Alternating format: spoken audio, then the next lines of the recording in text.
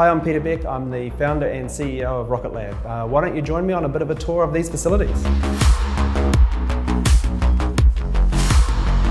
So right now I'm standing in between the composite line and the final assembly line. So behind me, all of the carbon composite tubes and parts of the launch vehicle are manufactured. Then they transition over to the final assembly line where everything gets bolted onto them, and then finally they shoot out the door and down to the launch site.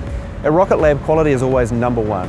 And as you walk around this factory, you'll see that not any tool is out of place. Everything is in its own place. You can eat off the floors, and this facility is absolutely organised and beautiful. Within this industry, there's a lot of talk about factories of the future. You're standing in a factory of the future, and it's not a CAD image, it is up and running. And every 20 days, a rocket rolls off this production line. Raw material in one door, 20 days later, rocket out the other. Everything is done here and the other factories. So in this particular factory, we have a whole lot of composites. We have machine shop, 3D printing, avionics, clean rooms. At the Rocket Lab facility here in Long Beach, we have a lot of things under one roof. We have engine development, we have avionics development, we build solar panels, we have a vast array of CNC machines and 3D printers that allow us to build all these things and test all these items in-house here in Long Beach. So our machine shop facilities have two key functions. Firstly is vertical integration and keeping our costs down, so we can manufacture our flight components much cheaper in-house than if we were to outsource them. But secondly, we are still an evolving R&D organisation. We push the limits. We've got our space systems division, we're going to the moon. We are constantly iterating. We've got Hypercurie coming online. They are an iterative process of development, and so you want to be able to turn around new parts really fast. We want to have that new design on the test stand tomorrow.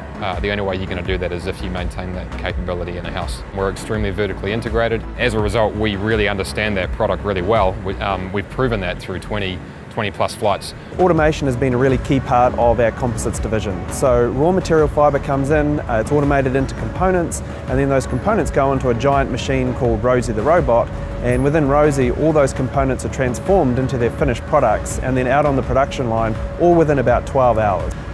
Just about everything we've done in our history has included some carbon composites of some description.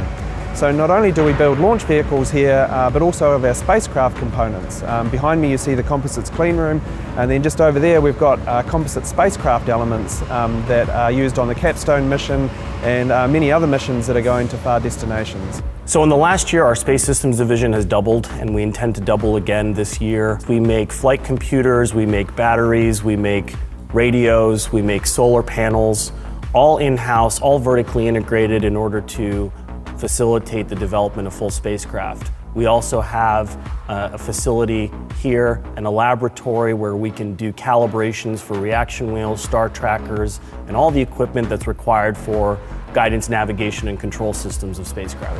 Rocket Lab is responsible for a lot of firsts. One of the most important being actually 3D printing of rocket engine and rocket engine components. We are the 3D printing experts within the space industry.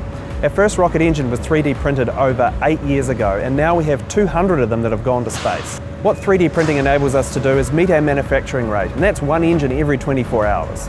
Within Rocket Lab we have multiple factories placed all around the globe. The engines are produced up in the Long Beach factory, and they arrive down here to New Zealand where they're tested and then finally integrated onto the launch vehicle and then ultimately launched to space. Before the launch vehicle gets to the launch site, the elements of the launch vehicle go through a significant amount of testing through our propulsion test complexes. This enables us to begin testing right down from the engine hot fire level through to stage testing, through to final assembly before it's shipped to the launch site. So at Rocket Lab we run a very deep hardware in the loop program. So basically the whole launch vehicle is laid out, or actually use the components of the launch vehicle to simulate flights and the build of the vehicle as it's coming down the production line. The HITL guys will be able to determine if there's an error in the launch vehicle before it's even built.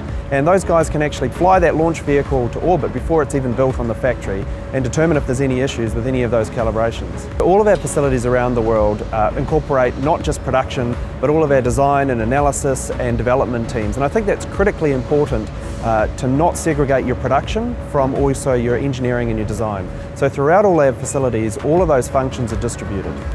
Look, our team has perfected manufacturing. The next step for us is reusability and recovery. And we've already had multiple successful re-entries and also 2 successful splashdowns where we've actually recovered the booster in wonderful shape. And right in front of me here is actually the next recovery booster on the way down the production line. So what that really means is that from a manufacturing perspective, we don't have to build as many rockets because we can literally bring these launch vehicles back and these rockets back, refurbish them, put them back on the line and fly them again. So these factories represent a huge investment by the company over many, many years. And we've got to the point now with these factories where any changes that we need to do to the launch vehicle or any increase in production, it is really quite trivial. Right behind you see the Mission Operations Center for Space Systems. We currently operate 2 spacecraft on orbit. All of our future spacecraft for space systems will be operated right out of here in our headquarters in Long Beach, California. It's co-located with our engineering department, allows for fast iteration with the team, and allows for seamless operations and calibrations of the systems that we launch. We're doing a vast portfolio of missions here, all the way from low Earth orbit to interplanetary here at the Space Systems Division in Long Beach. We're doing a mission to Mars, which is 2 spacecraft for a NASA mission called Escapade. We're also doing several LEO missions for commercial and government customers that'll exercise the full capabilities of the engineering staff here in Long Beach.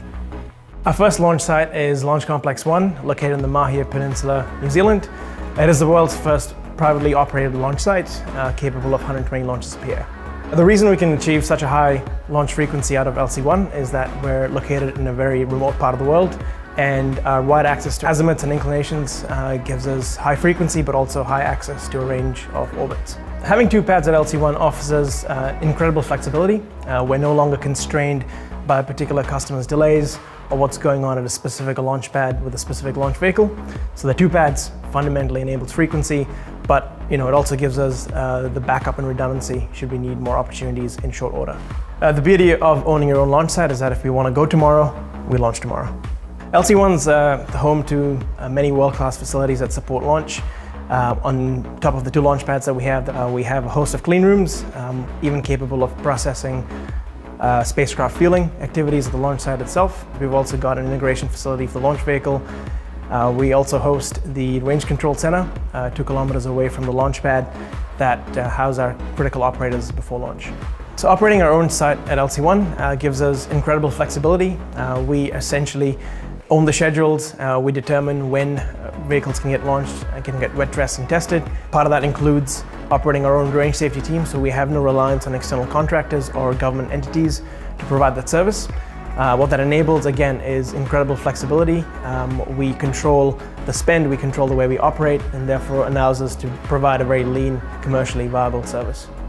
So in support of our test and launch sites, we have 4 key control centers, 2 mission control centers and 2 range control centers.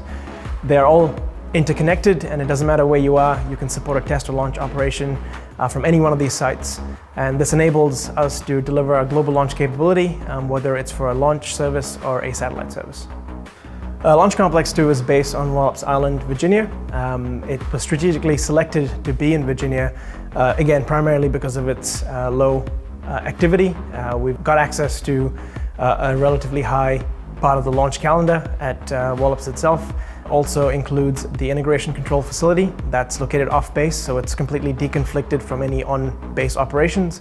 The ICF is a one-stop shop. It's the place where we integrate our payloads onto Electrons, as well as house the local operations team to command and control the launch. Having built multiple launch sites in the past, we certainly have the ability to set up shop really anywhere on the planet. We've been able to navigate the local regulations and meet all the compliance requirements, as well as do the infrastructure, get the engineering done in record time. So you can't have launch and spacecraft operations without a network of ground stations. We own and operate some of our own ground stations, as well as have a strategic partnership with KSAT that gives us ability to get data from launch or space on demand. One of the strongest attributes of Rocket Lab is the team, and no more is this prevalent than the production team. So these guys here have put 20 launch vehicles on the pad, and as you can see around me, probably another 10 in production. And the team here is the best in the world. Rocket Lab is really well known for taking incredibly complex aerospace structures and components and systems and just producing them at volume.